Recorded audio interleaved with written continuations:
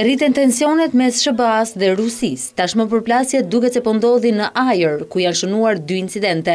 Mediat ruse raportuan se avionit me të cilin udhëtonte ministri mbrojtjes Sergej Shoigu i është afruar një avion i NATO-s. Avioni F-16 është ndjekur më pas nga një avion ushtarak rus mbi ujërat neutrale në detin Baltik. Ministri udhëtonte drejt Kaliningradit për një takim për çështjet sigurisë. Më herët zyrtarë amerikan deklaruan se një avion rus i është afruar një avioni amerikan që fluturonte mbi detin Baltik ditën e hënë, por palët kanë qëndrime të kundërta për rrethanat e ngjarjes. Rusia pretendon se avioni amerikan bëri një lëvizje provokuese. Nga ana tjetër, një zëdhënës i Pentagonit tha se avioni po fluturonte mbi hapësirën ndërkombëtare dhe nuk pati asnjë provokim. Këto incidente ndodhen ndërsa raportet mes Moskës dhe Washingtonit janë tensionuar pas rrëzimit të një avioni sirian dhe një tjetër të prodhuar nga Irani nga forcat e koalicionit në hapësirën siriane. Rusia si kundërpërgjigje paralajmëroi se avionët amerikanë që fluturojnë mbi Siri mund të shndrohen në shënjestra.